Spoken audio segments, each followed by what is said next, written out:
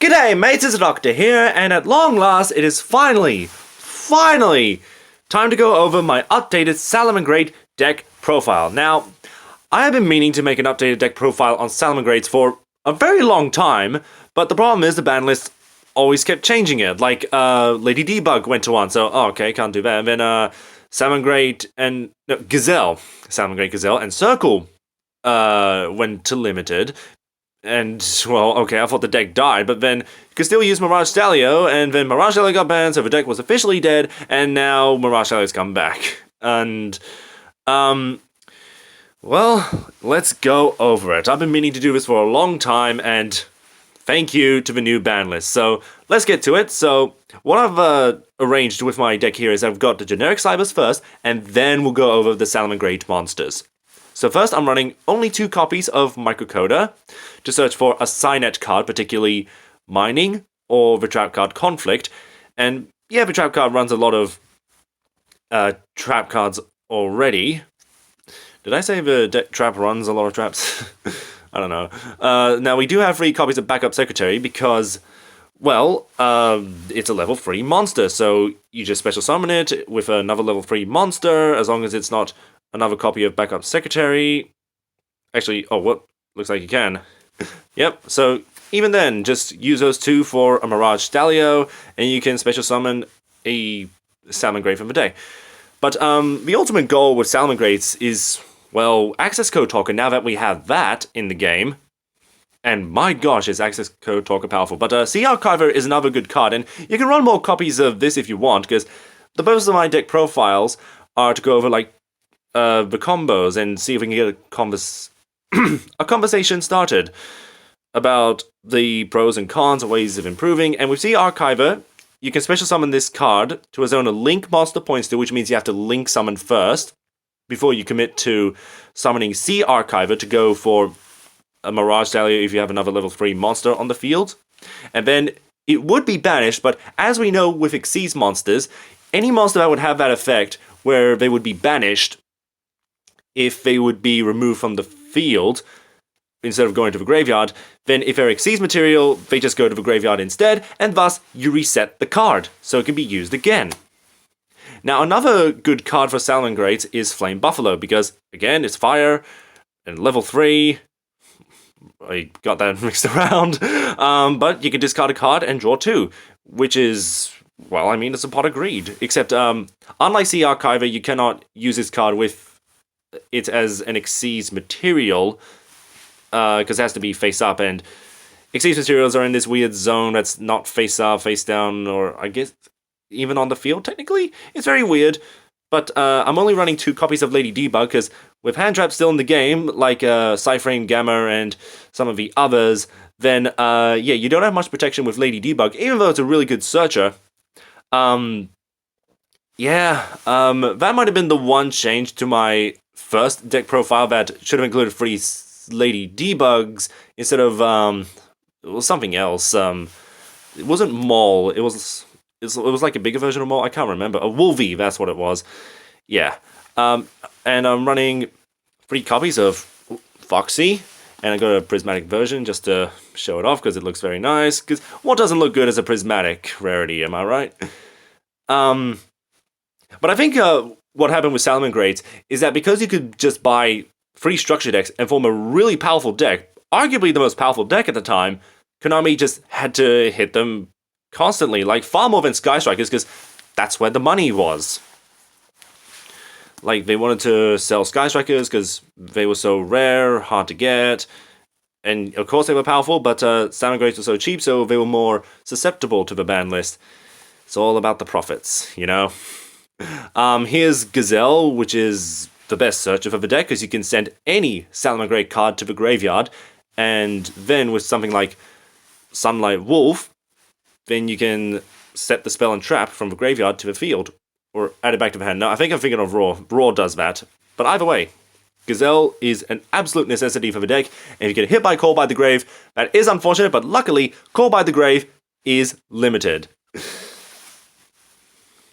Now we've got a Salamangreat Spinny, so this is another card like the Sea Archiver that will reset itself if it's sent to the graveyard after you use its ability as Xyz material, and so you can special summon it to the field again and go for more link summons, and save it for future turns if you can survive that long. And then there's... Well, okay, for a second I thought I missed Jaguar. So we have Falco, which is a card that can revive itself in the graveyard. And you do need, like, as many good Salamangreat monsters in the deck as possible for Foxy, because, you know, the more Salamangreats get hit, then the less consistent Foxy will become, and there have been plenty of turns where you excavate the top 3 cards when you summon Foxy, and you just don't get any Salamangreat cards to add, which is very unfortunate. And so, Salamangreat Foul is similar to Backup Secretary to just summon it from the hand. Obviously, being level 4, I can't go for Mirage Stalio, but, well, it's primarily for link summoning with the Salamangreats. And speaking of which, there's another card called Zebroid X that is supposed to support the Xyz Salamangreat, and there's like a Blaze Blue Dragon, I think, that's in the OCG. Probably around the same time as Go Talker Heatsol, but we'll get to that later. So we have Jaguar. This is the card that you want to go for when you summon Mirage Stalio. To summon it from the deck, we'll send it to the graveyard, and then it can revive itself and trigger Sunlight Wolf again. But, yeah, let's go to the spells and traps before we get into the extra deck and talk about the potential this deck would have if we had to Go Talker Heatstall. So, Monster Reborn, obviously, in case you get like Ciphering Gamma or a Ghost Bell, then you gotta have a copy of Sanctuary for those reincarnated link summons, because that's the whole gimmick of Salamangreat and what makes them unique compared to every other archetype. Then you have 3 copies of Will of a Salamangreat to revive your monsters for, you know, link fodder, maybe Xyz fodder.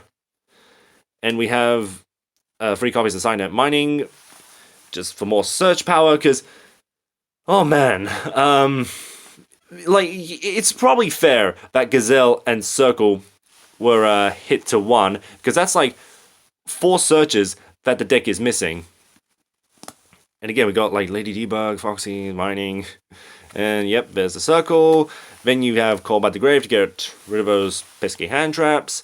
Raigeki to blow up the field. Signet Conflict, because it's a super powered Solemn Judgment to negate and banish, and prevents your opponent from activating card effects. But there is something weird I gotta ask you guys, is that, what's the difference with the rulings? Like, you can only use this effect versus you can only activate the effect once per turn. Because there's some kind of weird rulings where if the effect is negated, you can still use the effect of that monster if you have another copy of it. There's something weird about that, and I ran into it a while ago.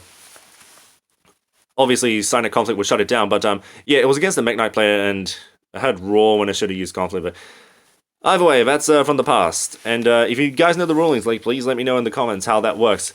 This effect versus only activate the effect. And then you got Rage. So I know you can use obviously more copies because these cards are unlimited. And I really thought Rage and Roar would be hit because they're just so powerful. But being trap cards, it's easy to brick where you just have nothing but spells and traps. And then obviously you can't do your combos with the Link monsters or Xyz summons. And that could be problematic. But there's also Affinity Impermanence as like a hand trap yourself for the deck.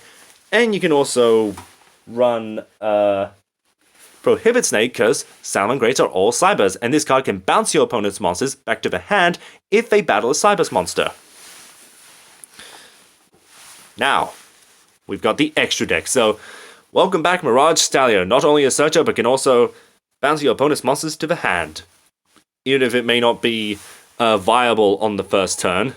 Because, yeah, if you're going first, and obviously with all the trap cards, it's important for this deck to go first. And, oh, that's right, Red Reboot is limited, so this deck has a bit more potential.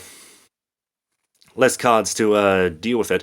So now you got Salamangreat Baylings. So this is like Cyber's Seacron, but obviously not as good because Cyber Seacron can only protect monsters in the extra monster zone. Baylings can protect all your Salamangreat cards, even if it's just one hit, it can protect Will of a Salamangreat from like a Feather Duster or Twin Twister. I thought it was Twin Tornado for a second. So really good protection, and obviously a searcher for your field spell, which is really unfortunate if you get that card in your opening hand, because you just use Bailings and you're going to get it anyway. So the card could be any other card if it happens to be in your hand at the start of a duel. And then you have 3 copies of Salamangreat Sunlight Wolf. And what I like about Sunlight Wolf is, well, I was considering back when Salamangreats first came out that I'll only build it if I get a Sunlight Wolf, because one of the tournaments I go to allows you to use proxies as long as you have an official copy of a card. Obviously you need 2. I happen to build a copy, so it's like I got 2. And, well, here we are, and for a while, Salamangreats were my strongest deck. Now we have Salamangreat Heat Leo, and I do like how Konami is giving us more alternate artworks, and we are getting more alternate artworks in the Maximum Gold. Maximum Gold 2, there's, I think it's just El Dorado, is it? That's coming out this year, so Maximum Gold 2. And wouldn't it look great if this artwork was in Gold Rare, Premium Gold Rare? Imagine that.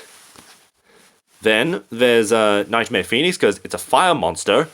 May not be Cybers, but, well, if you use Mirage Cellular, that would lock you out from using fire monsters only. You can still use Phoenix, and to also pop an opponent's spell or trap, and protect your monsters from being destroyed in battle. Now, with Link Spider, the only reason I'm running it in this deck is in case your opponent runs a Nibiru. And if they drop a Nibiru on you, then you can use a token for Link Spider, and then, where's the, there it is. Then you can use the Sea Archiver to special summon itself from the graveyard to one of the zones that Link Spider points to, or the only zone that it would be pointing to, and yeah, just continue Link summoning. Then you have Update Jammer, if you want your monsters to attack twice. And the reason I'm hesitant of using this card in my Cybers deck is because I just want to go with Code Talkers, because with Microcoder and the other guy, Code Generator, you could just go for Code Talker summons from the hand. And obviously, Update Jammer is not a Code Talker monster, and it has to be level 2 or higher. And Microcoder is level 1. Then we have Power Code Talker, because, well, it's a fire attribute, so if you're locked out of fire monsters, once again, you can just use your monsters to summon into this guy, and you can do some... deliver some serious firepower, because it can double its attack points as long as you tribute another monster, and negate a monster's effect. Transcode Talker, really good card, because it can revive any Link 3 or lower monster from the graveyard, and that will climb all the way to the Access Code Talker. And that's why you really want to be running Update Jammer, so you have a monster that can increase its attack points all the way to 5,300 and attack twice. And also can blow up your opponent's field for good measure. And I think Code Talkers are becoming meta in the TCG, even though we're still missing to Code Talker Heat Soul. So, yeah, if there's any card that would be burned, I hope they don't get too good.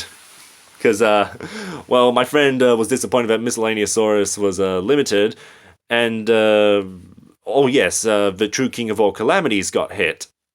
Like, it's completely banned. And that could happen, once again, to Access Code Talker. And, oh man, where would Cybers be without Access Code Talker?